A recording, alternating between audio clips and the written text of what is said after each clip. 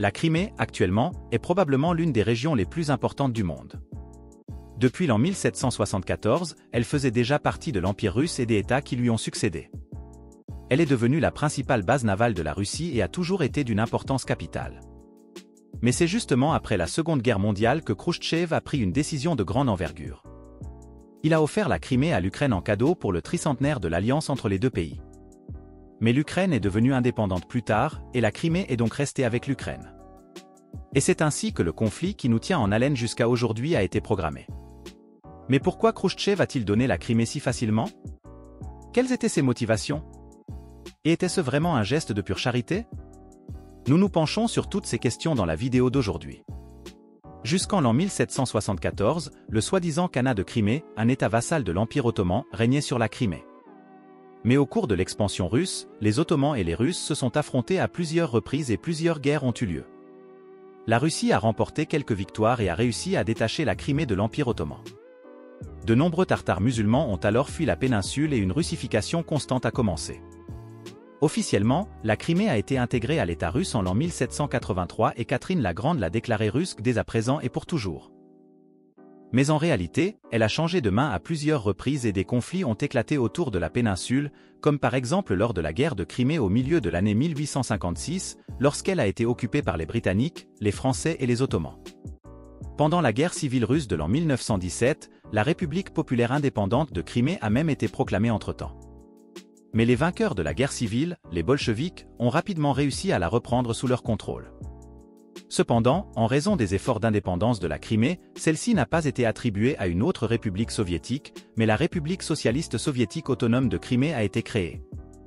Bien sûr, tout le destin continuait à être dirigé depuis Moscou, mais elle avait ainsi quelques droits d'autonomie. C'est aussi à cette époque que la capitale Sébastopol a commencé à se développer pour devenir une importante base navale. En raison de l'importance stratégique de la Crimée, de violents combats ont eu lieu entre la Wehrmacht et l'armée rouge pendant la Seconde Guerre mondiale. Mais à la fin, Staline l'emporta et regarda désormais la Crimée avec beaucoup de suspicion, accusant les habitants étrangers de collaborer avec les nazis. Il y eut des déportations et des expulsions massives du reste des Tartares, des Allemands de Crimée et de nombreux autres groupes ethniques. Staline a également retiré à la Crimée le statut spécial et autonome qu'elle possédait jusqu'alors. Ainsi, à partir de l'an 1945, elle devint une partie de la République socialiste soviétique de Russie, qui devint plus tard la Russie. Mais Staline est mort en l'an 1954 et un nouvel homme, Nikita Khrouchtchev, a pris en charge le destin de l'Union soviétique. Et il prit une autre direction. 10 ans plus tôt, il avait déjà exigé que la Crimée soit attribuée à la République soviétique d'Ukraine. Mais pourquoi? Suite aux expulsions massives, la Crimée était plutôt vide et elle devait être peuplée de paysans de l'Ukraine voisine. De plus, la construction économique de la péninsule à partir de Kiev, qui est beaucoup plus proche, semblait plus facile. Mais il semble qu'il y ait une autre raison. Khrouchtchev devait d'abord consolider son pouvoir et pour cela, il a suivi une autre voie que Staline, qui gouvernait d'une main de fer.